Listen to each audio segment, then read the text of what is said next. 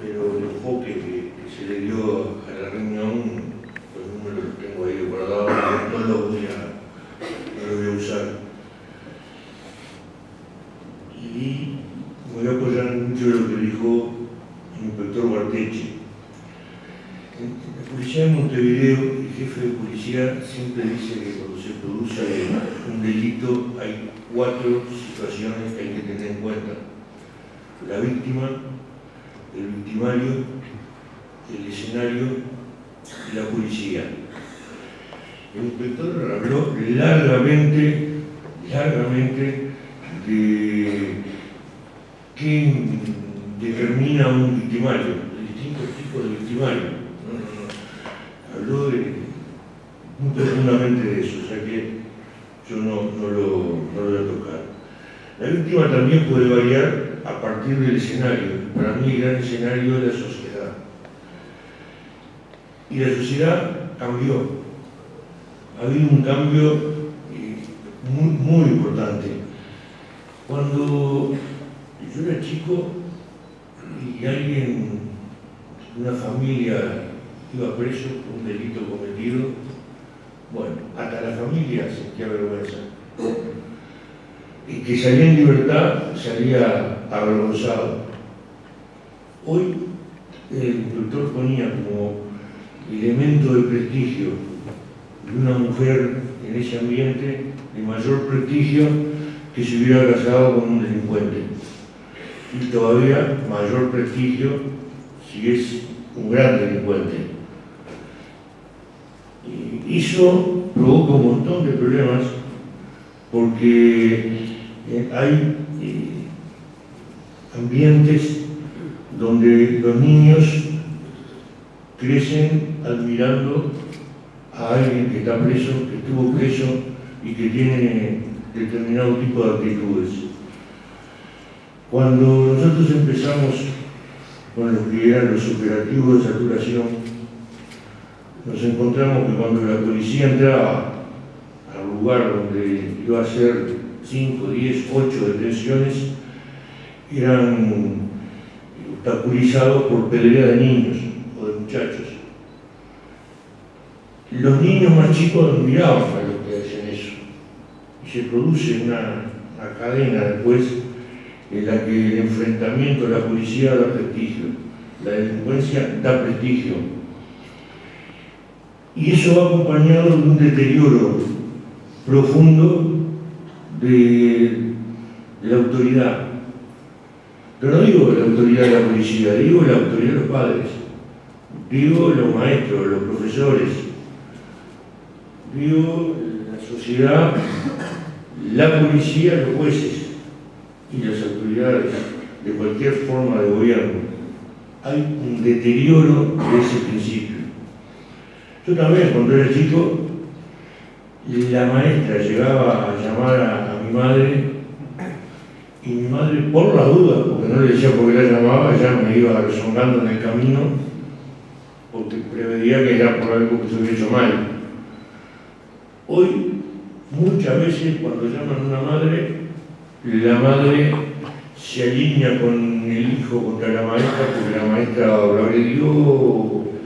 Y lo hemos visto en estos días, que es la punta del iceberg, que ha habido 4 o 5 procesamientos por madres que le pegaron a la maestra, que lo que estaba haciendo era llamarle la atención de cómo se comportaban los hijos. Entonces, esa pérdida de autoridad tiene que ver con toda esta situación. Yo no me voy a detener mucho en la cuestión de la sociedad, pero hay que constatar que sí que cambió. Y ante ese hecho, la policía que nosotros teníamos, consideramos que era absolutamente imposible que pudiera actuar ante este tipo de delincuencia, ante este tipo de delincuentes. Esta fue la composición del lugar que nos hicimos cuando empezamos a conversar esto en el Ministerio a poquito de haber asumido. Yo creo que asumimos en serio el 2 de marzo y el 2 de marzo de tarde estamos hablando de otras cosas. ¿Por qué? Bueno, la policía que nosotros teníamos era una policía cuyo basamento teórico la daba la teoría del orden público del siglo XIX, que es una teoría subjetiva porque el concepto de orden público varía según el gobierno. Entonces no da una guía precisa. Lo segundo, que el despliegue de la policía se había producido en el Uruguay en los años 40, con determinado tipo de sociedad y determinado tipo de urbanización, que había cambiado sustancialmente.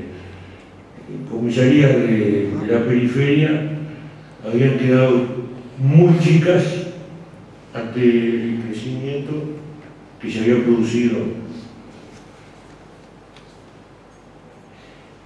El tercer elemento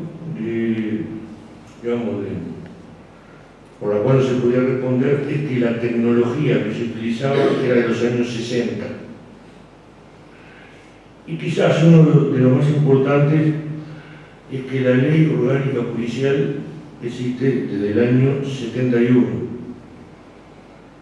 pero con las características del año 71 y qué tipo de policía se consagra con la ley orgánica, que era la preparación para una situación de enfrentamiento político armado en las calles, y no predominaba la teoría de la seguridad de los ciudadanos, sino la teoría de la seguridad del Estado. Entonces se organiza la policía para la seguridad del Estado. Y al mismo tiempo, el inspector insistía con lo que pesan las cárceles actualmente en contagio hacia afuera. Bueno, las cárceles hasta el año 71 dependían del Ministerio de Educación. Y también por la situación política generada en ese momento pasan a depender del Ministerio del Interior. Pero con el objetivo claro de controlar presos políticos y no de rehabilitar presos comunes. Y eso se tiende durante toda la dictadura, pasa la dictadura, pero estos dos elementos quedan. La ley orgánica, con las características que tenía esa ley orgánica del 71, hasta el 71 había como 19 policías, y la que se consagra de ahí en adelante es con el modelo de la policía de Montevideo, con los conceptos de 40. Eso no permite el enfrentamiento de la delincuencia con toda la ley, porque los delincuentes avanzaron mucho más de lo que se había avanzado con una tecnología del 60, un despliegue del 40 y el concepto de la seguridad del Estado. En 1995, Naciones Unidas se discute justamente este tema y se plantea que la teoría de la seguridad del Estado no puede dar cuenta de los problemas de seguridad que se viven en el mundo. Y se entra a hablar de la seguridad de los ciudadanos, que hay que darle seguridad a los ciudadanos. Esos términos generales. En términos concretos, esa policía era una policía reactiva. Se producía un hecho, un delito, el papel de la policía era investigar y detener.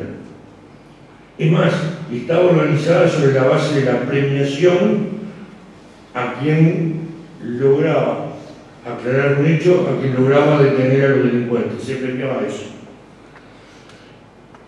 Con la teoría de la seguridad de los ciudadanos ya se promovía la necesidad de la policía comunitaria, una policía cercana a los vecinos, interiorizado de lo que pasa en un barrio, que es la policía proactiva, la policía preventiva, la policía que prevé y trata de evitar que el delito se cometa.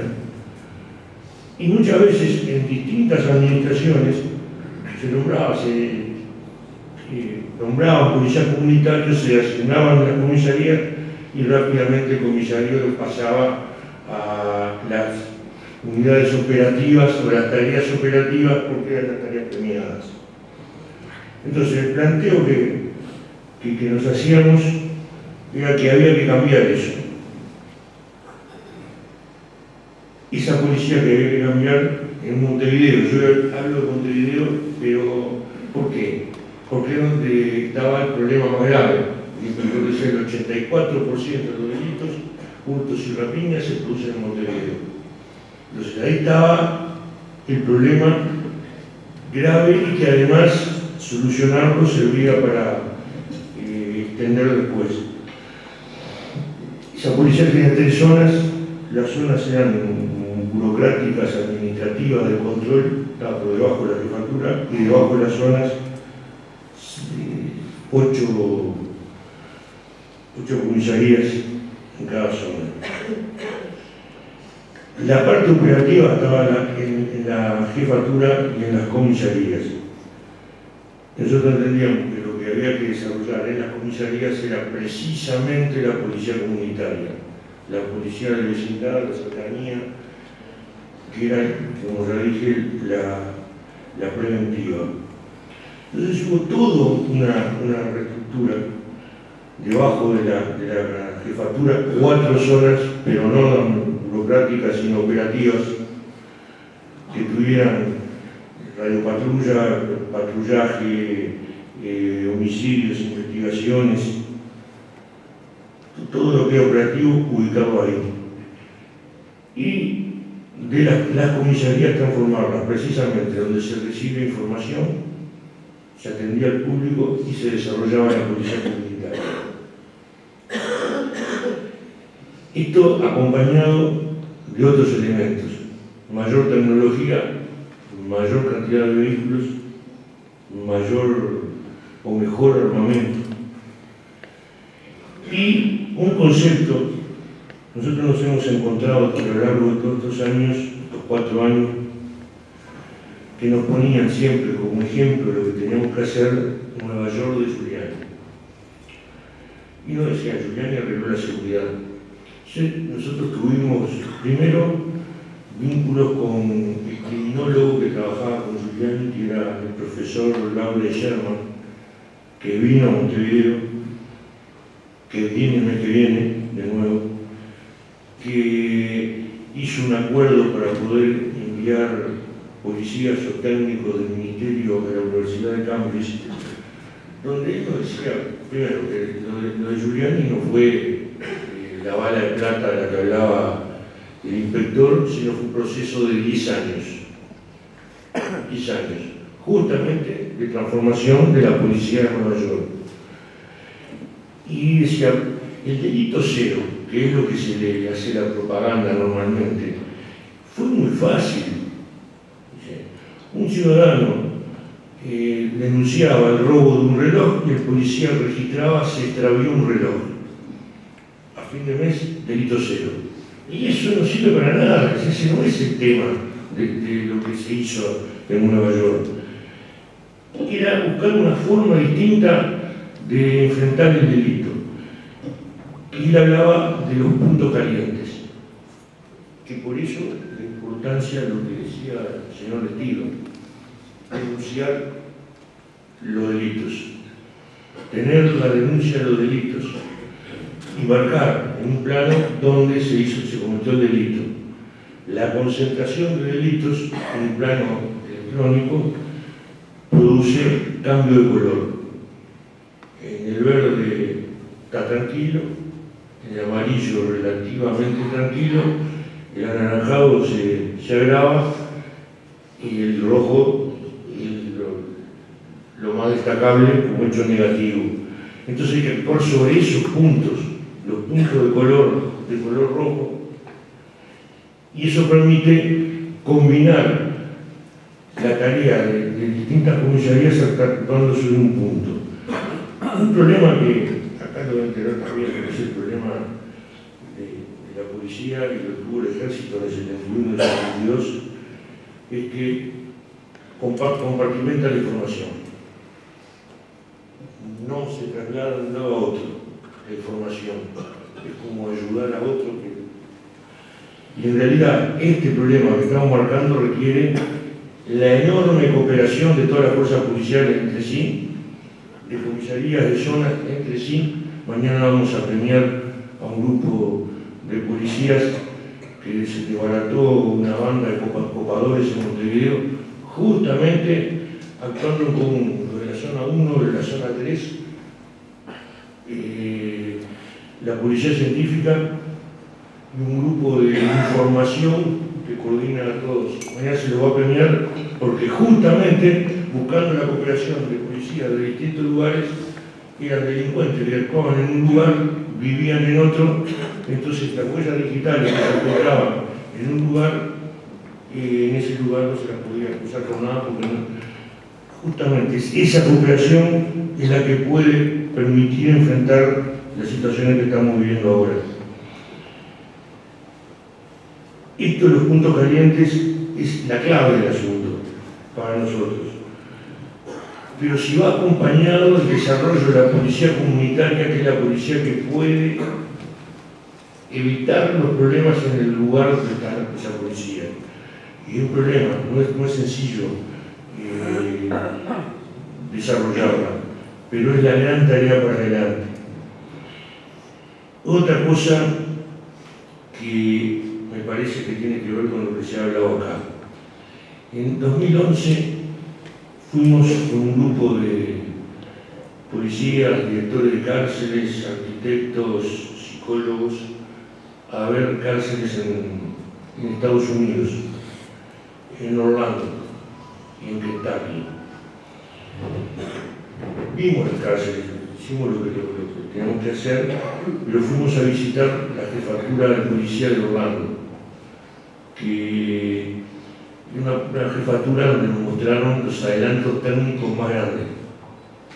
Lo más grande, lo más avanzado que uno puede imaginar estaba ahí. Suena un tiro en la ciudad y la jefatura saben dónde fue y en poquito tiempo llegan al lugar. Otros adelantos de ese tipo, pero lo mayor que vimos fue ahí.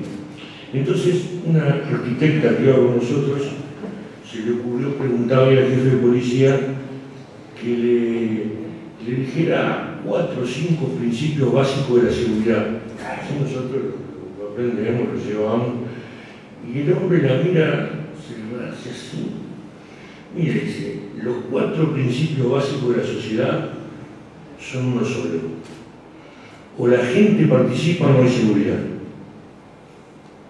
Nosotros tenemos todo, pero si la gente cuando va por la calle va mirando el celular y no mira lo que tiene alrededor, si ve cosas que después no comunica, si se distrae consigo mismo, distrae la seguridad de sí mismo, no hay seguridad, tiene que haber participación.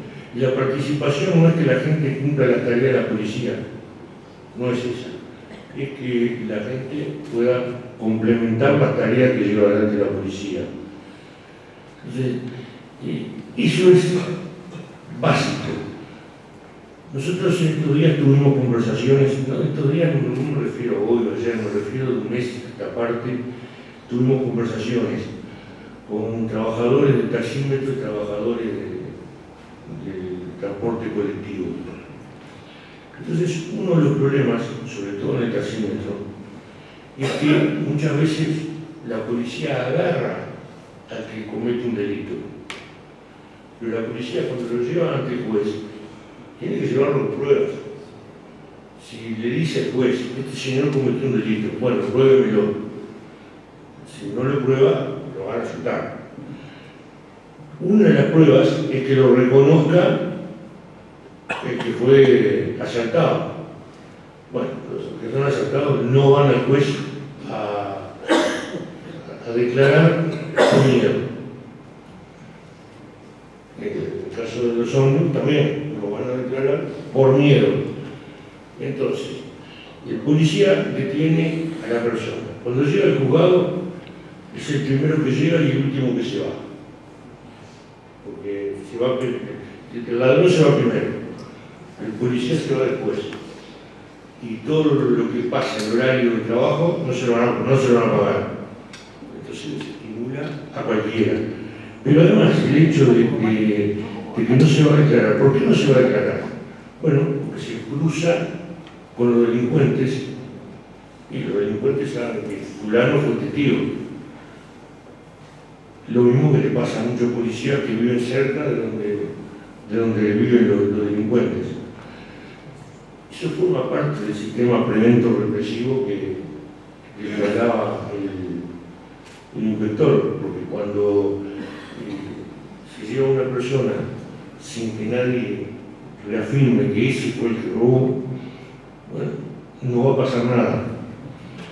Y no va a pasar nada mientras necesita miedo. En Montevideo, el Poder Judicial construyó 20 juzgados en un solo edificio, donde se entra por un lado, los delincuentes y su familia entran por un lado, los testigos entran por otro, y no se ven, salvo cuando en una sala con espejos la víctima reconoce al victimario.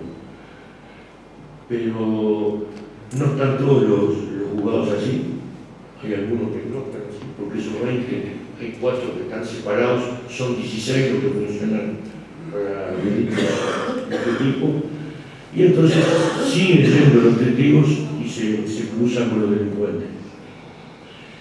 Yo señalo esto porque forma parte del problema.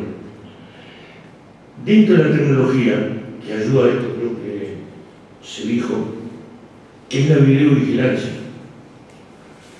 Nosotros estamos desarrollando videovigilancia con 2 características diferentes desde el principio hasta hace unos meses, y otra desde unos meses a la fecha. La anterior se hacía con cámaras analógicas sin software inteligente. La que hoy se está desplegando en Ciudad Vieja, en el centro, hoy en Río Branco, la calle Río Branco, que lleva el control de ómnibus interdepartamentales, son cámaras digitales y con software inteligente.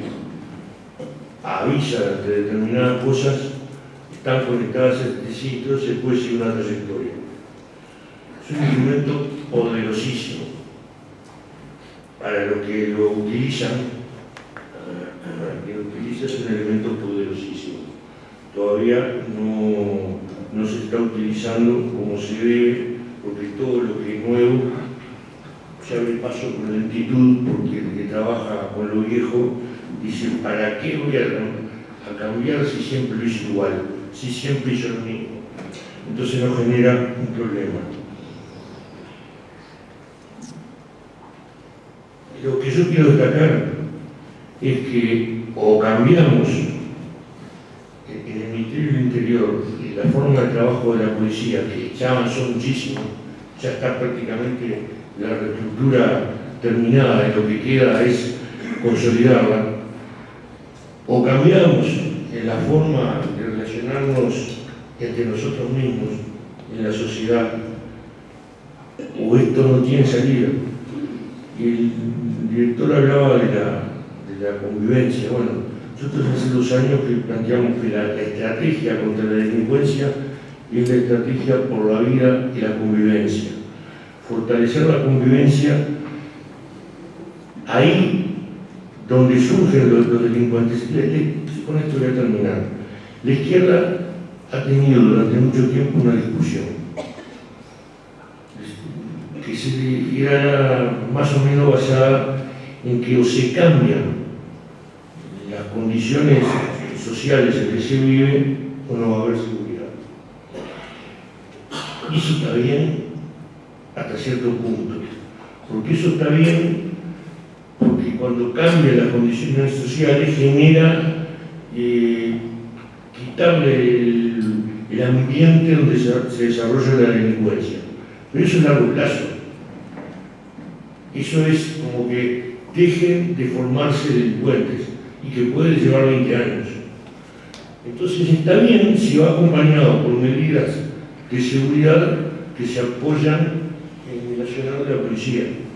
Porque los delincuentes que ya existen, las medidas sociales no lo cambian.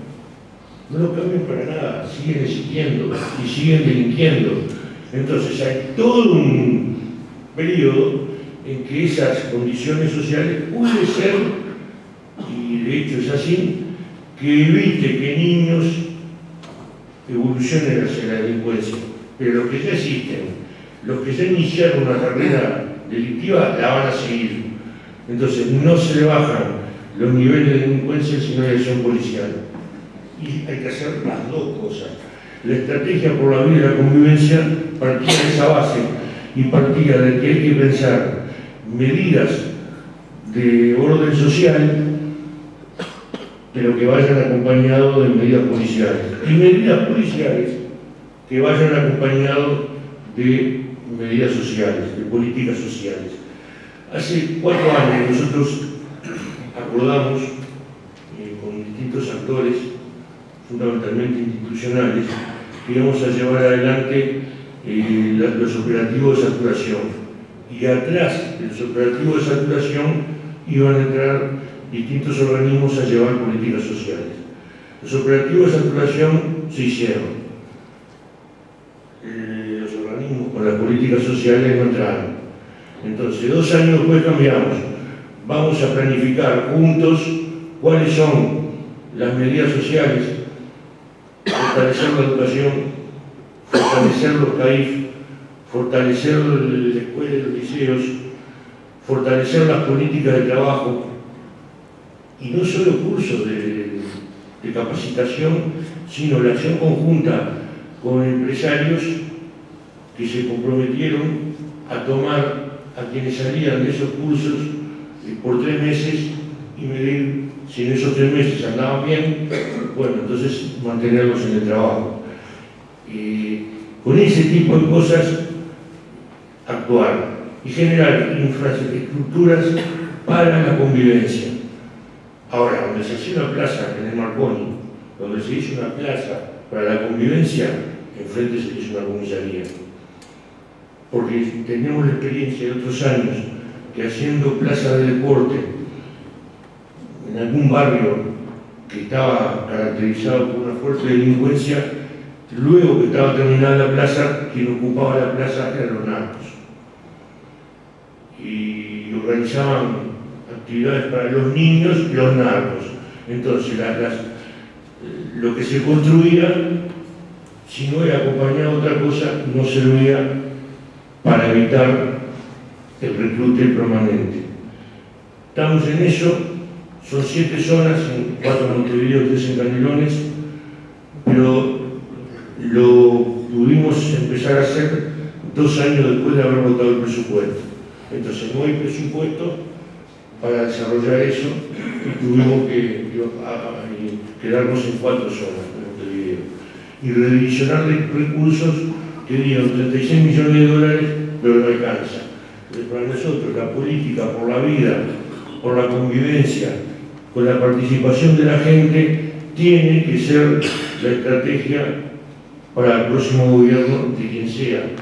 Pero esas políticas sociales tienen que estar acompañadas por políticas de seguridad.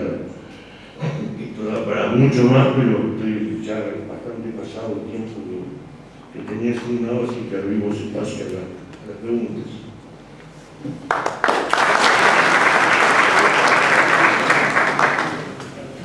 Bien, hemos recibido varias. La primera la hacemos 2 en una, que están dirigidas al señor ministro. Dice: de los delitos cometidos, ¿qué porcentaje lo realizan menores de 18 años? Y atada a esta misma pregunta, ¿qué opinión le merece la baja de edad de imputabilidad? La inmensa mayoría de los delitos los cometen mayores, no menores. A veces quienes no están de acuerdo con determinadas políticas, hace un tiempo bajaban el porcentaje de participación de menores, tomando todos los delitos que se cometen y cruzándolos con los menores que son procesados o internados. Los menores no cometen todos los delitos, cometen 4 o 5 tipos de delitos. No van a agarrar a un menor por estafa, por cheques sin fondo, no lo van a agarrar. Entonces, incluso por violación, son pocos los que... Entonces, eso da un porcentaje más bajo del real para el problema que está planteado. Los problemas son rapiña, hurto, copamiento, homicidio. Si tomamos esos delitos y los cruzamos con los menores internados por esos delitos, aumenta un poco el porcentaje con respecto a lo anterior, pero igual sigue siendo un porcentaje relativamente bajo. La segunda pregunta, yo no estoy de acuerdo con la baja de la imputabilidad, así que lo que voy a decir está alumbrado por eso. Los menores son imputables desde los 13 años hasta los 18 años. Tienen responsabilidad penal de los 13 a los 18. Entonces, la discusión no es bajar a 16, sino de 13 a 18, cómo se organiza el sistema de internado y rehabilitación. Acá tenemos otra discusión. Yo tengo que ser honesto, tengo que decir lo que pienso.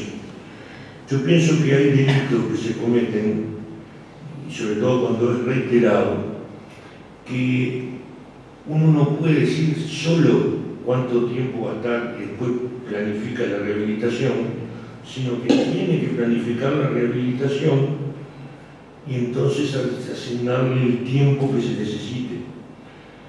Esta discusión la teníamos en la universidad y una alumna, una representante de la FEU, nos dice que nosotros pensamos en cantidad de años y no en calidad. Yo le decía, ustedes en la universidad quieren formar médicos de calidad, quieren formar arquitectos de calidad. Seguramente nos dicen, lo vamos a formar en 2 años y después planifican cuáles son los cursos que tienen que hacer, sino que planifican qué curso tienen que hacer y de ahí surgen los años y probablemente 2 no le alcance. Entonces, quien mató 4 veces, si lo máximo que va a quedar son 2 años, no se rehabilita. Se rehabilita. Entonces, yo no estoy de acuerdo con la baja de la imputabilidad, pero creo que hay que prever que para algunos delitos el juez pueda resolver que esté más tiempo del que estén estando. Porque cuando un juez da el máximo, y esto es el máximo no es porque está escrito, los jueces le aplican a los menores los mismos delitos que los mayores, pero un sexto de la pena. Entonces, cuando le dan 5 años, probablemente ya hagan 2. Si uno no tiene claro que lo que necesita es desarrollar política de rehabilitación. Pero bajar la edad a 16, lo que produce es que los delincuentes, sobre todo los delincuentes organizados, reclutan siempre por debajo de la edad de imputabilidad. Entonces, lo que van a hacer es bajar más la edad que se empieza a delinquir. Y eso es una carrera. Es una carrera, porque después que la bajan más, y reclutan antes, la bajan más y reclutan antes. ¿Y hasta dónde un niño puede delinquir? Bueno, hace poco cambió la residente de Naciones Unidas en Uruguay. Estaba Susan Day, creo que era, está Denise Cook. Denise Cook fue al ministerio, se reunió conmigo y hablamos de estos temas. Y mire, yo estuve en Guatemala, estuve en El Salvador y estuve en Colombia, me decía la mujer. En los 3 países los menores delinquen, y yo donde lo vi más claro se fue en Colombia, que me llevaron a una plaza y había un niño, no más de 7 años, 8 años, sentado, y me dicen, ese es un poste. Se dieron la vuelta a la plaza, ese es otro poste.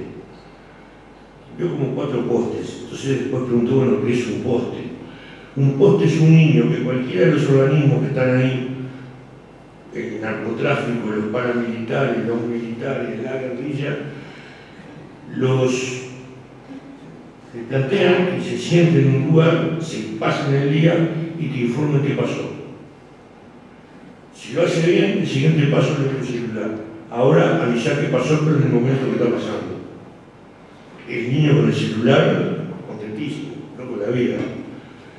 Después le piden algo más, y ahí le dan más cosas. Dice, ese niño no cumple 18 años. A los 10 o 12 es sicario y a los 14, 15 lo mataron. Y eso es la baja, no es la baja de edad, es el tratamiento que se le da al niño o al adolescente cuando es detenido. Ahora, eso sí, yo creo que hay delitos, homicidio, rapiña, copamiento, secuestro, alguno más que tiene que tener una penalización mayor que la actual. Pero no por la pena, sino por los tiempos de rehabilitación. Nosotros escribimos un proyecto de ley en el Parlamento que dice esto y establece de 13 a 15, de 15 a 18, y la de 15 a 18 agrava el tiempo porque es imprescindible la política de rehabilitación. Después, quizás lo entienda mejor que yo acá, pero la cabeza, el cerebro, no termina de formarse hasta los 20 años. Entonces, empezar a tratar igual que un mayor a alguien que le queda 4 años todavía de desarrollo es un error técnico, incluso, más allá de lo que uno le pueda merecer como consideración respecto a la eficacia. Es un error técnico, entonces yo no estoy de acuerdo.